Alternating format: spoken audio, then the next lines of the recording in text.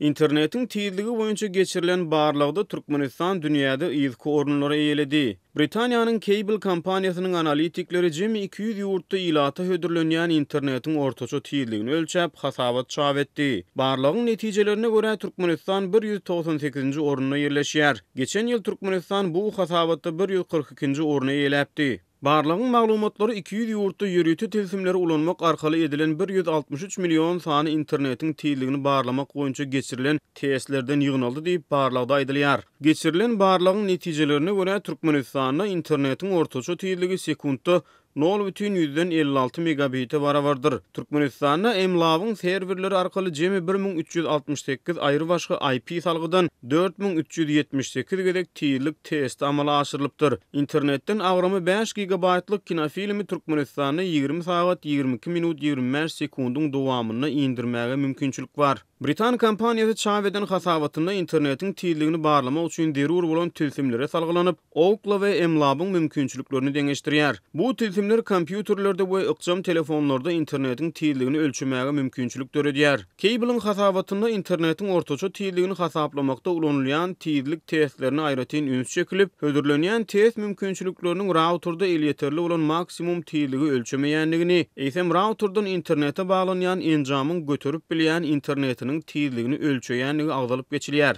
Türkmenistanyň döwlet medeniýetinde ýurtda ilatyň interneti erkin ulanmagyna giň ýol açylýanyny aýdylýar. Şol sany dürli pudoklary digitallaşdyrmak maksatnamalarynyň durmuşa geçirilýänligi wagtly agdalyp geçilýär. Ýöne halkara hasabatlarda türkmen internetiniň gerimine we mümkinçiliklerine pes baha berilýär. Goloýda Birleşen Milletler Guramasynyň ykdysady we sosial gatnaşyklar departamentiniň ýaýradan hasabatynda elektron hökümeti durmuşa ornaşdyrmakda Türkmenistan 193 ýurduň arasyna 142-nji oruna ýerleşdirildi. Cable kompaniýasynyň soňky barlagyna dünýäde iň ýokary tiyizlikli internet Singapurda ilata hödürlenýär. Ol ýerde internetden sekundda ortaça 60,39 megabit maglumat indirip bolýar. Hasabatda aýdylmagyna görä Singapurda agramy 5 gigabaytlyk maglumaty internetden 11 minut 18 sekundyň dowamyna indirip bolýar. Şeýle-de hasabatda bellenmegine görä Türkmenistanda internetiň tiyizligi geçen ýyl bilen deňeşdirenigini 56 orun pesa gaçypdyr. Ýöne umuman alanyňda tutuş dünýädäki internetiň tiyizligi ortaça bu ýyl 23% ýokary galypdyr. Birleşen Kararlygyň telekommunikasiýa poçta kadrlary we beýleki aragatnaşyk pudoklaryna gödäwçilik edýän aragatnaşyk edarasynyň maglumatlaryna görä cable.co.uk saýty internet hyzmatlarynyň öý telefonlarynyň we internet telekanallarının amatlylygy boýunça geňeşdarlyk hyzmatlaryny hödürleýär.